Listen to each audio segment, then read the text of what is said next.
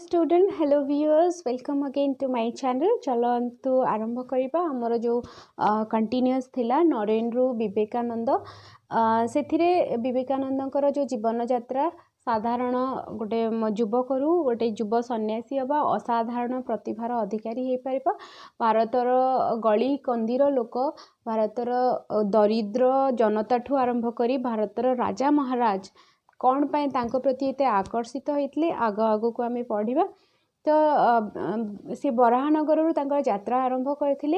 एवं से जाइकरी चिकागो सहर में पहुँची से जो परिव्राजक हबार भारत भ्रमण तांकर जो अनुभूति से जो विवेकानंद ये जो लोक मान सहित मिसिबा फल जो ज्ञान अभिज्ञता अर्जन करथिले तांकु सब माने तांकु आहुरी आहुरी ज्ञानी करथिला तांका शास्त्र पुराण से सबू दे पारि नथांता अध्ययन अर्जित ज्ञान जमती कि आमे कहि परिबा पोथी बैगण आ बाड़ी बैगण सेटा होची आमे एक्सपीरियंस रु जहाँ शिखी थाउ सेटा हमर बहुत जल्दी बेसी आमे जल्दी मने रखि पारू आ बही पढ़ी कि आमे सेटा को जेते मने न रखि परिबा प्राक्टिकली आमे जेतेबेले अनुभूति करिबा ना सेतेबेले वास्तव जीवन रे आमे जेतेको अनुभूत करिबा से जिंस को आमे सेताको पूरा जीवन सारा ही ताको आमे मने रखिबा। से विवेकानंद समस्त सहित मिशिचंती साधारण गरीब जनता आदिवासी मान सहित राजा महाराज मान पंडित ज्ञानी पंडित को जोठी देखिचंती से मान सहित से शास्त्र आलोचना करचंती तांकोठु ज्ञान आहरण करबा पई से चेष्टा करचंती। एमती बुलू बुलू एमती बुलू थिला बेले से गलीकंदी भारतर सबु गलीकंदी बराहनगर आरंभ करी से यात्रा आरंभ होइतला जोठी तांकर राजपूतना अजमेर जयपुर ये सब बहुत जगह हिमालय अचला माने हिमालय पहुँचवा पर्यंत तांकर जो यात्रा थिला से समय से साधारण अगणित मनीष मान को देखी जोठी सारा देश में दुई मोली दुई मुठा खाइबा को मध्य पाउ नथिले से तांकर से मानक सहित भेटिला परे से मान सहित मिसला परे से जानले कि गोटे भोकिला पेटरे केबे भी धर्म चिंता धर्म चर्चा करबा अनावश्यक आउ अनावश्यक मीन्स इन द सेंस कि से धर्म हेबो ही नहीं हमर भोक लागुथबा आमे केबे ज्ञान चर्चा करि परिबा कि धर्म चर्चा करि परिबा नहीं। यही उक्ति मार्क्स बा तांकर अनुगामी बोली अनुमान करिनेबा उचित। आमे भाबुथु मार्क्स होचिन कम्युनिस्ट कम्युनिस्ट माने आगुरु गोटे आमे जो जागबंधन हरारे पढ़ीतिले कि देश रे आगुरु भी बहुत सारा चैप्टर आमे पढ़िचंती कि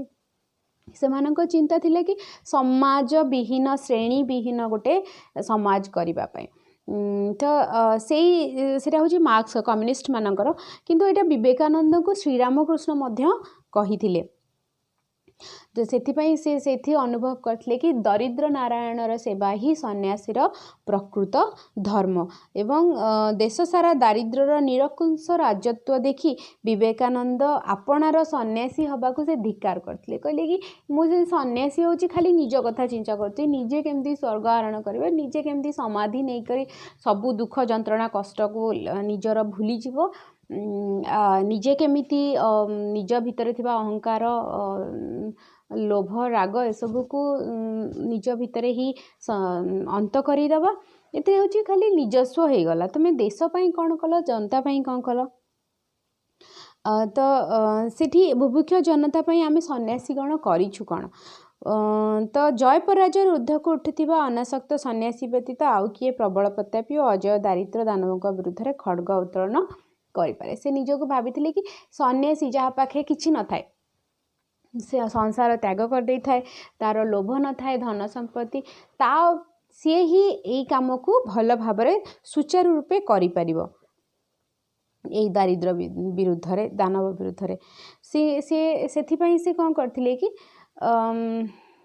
तांको भितर से निज भितर ही गोटे से निज भितर ही से जो दानव माने ये जो चिंताधाराटा थिला कि दरिद्र दानव को केमिति आमे लोप करि परिबा बा तार अंत करि परिबा सेथिपई से निज को प्रस्तुत कले आ निज को से दधीची ऋषिंकर माने दधीची ऋषिंकठू से इंस्पिरेशन नेले मीन्स ନିଜକୁ ଦଧିଚି ରୂପେ ସେ ଦରିଦ୍ରର ଦାନବ ସାମ୍ନାରେ ରଖିଲେ। ଦଧିଚି ଋଷି ଯେମିତି ଦାନବର ହତ୍ୟା ମାନେ ମୃତ୍ୟୁର କାରଣ ହେଇଥିଲେ, ତାଙ୍କ ଅସ୍ଥିକୁ ସେ ଇନ୍ଦ୍ରଙ୍କୁ ଦେବତାମାନଙ୍କୁ ଦାନ କରିଥିଲେ, ଯେଉଁଥିରେ କି ବଜ୍ର ତିଆରି ହେଇଥିଲା। ଇନ୍ଦ୍ରଙ୍କ ବଜ୍ର ତିଆରି ହେଇକି ସେ ଶତ୍ରୁ ସଂହାର କରିଥିଲେ। ସେଇଭଳି ସେ ନିଜକୁ ଦଧିଚି ରୂପେ ପ୍ରସ୍ତୁତ କରିଥିଲେ, ଦରିଦ୍ର ଦାନବ ରୂପେ ଦରିଦ୍ର ଦାନବକୁ ହତ୍ୟା କରିବା ପାଇଁ। ତ ସେଥିପାଇଁ ସେ ମାନେ ଯେଉଁ ତାଙ୍କର ଯେଉଁ ଯାତ୍ରାକୁ ସେ କଣ୍ଟିନ୍ୟू ରଖିଥିଲେ ଏବଂ ସେ ଯାତ୍ରାରେ ବାହାରି ପଡ଼ିଥିଲେ। ତା ଯାତ୍ରା ଆରମ୍ଭ ହେଇଥିଲା। ନେକ୍ସଟ ଭିଡ଼ିଓରେ ମୁଁ ଯେଉଁ ତାଙ୍କର ଯାତ୍ରା ଆରମ୍ଭ ହେଇଥିଲା ସେ ବିଷୟରେ ଆମେ ଆଲୋଚନା କରିବା। ଷ୍ଟେ ଟ୍ୟୁନ୍ଡ।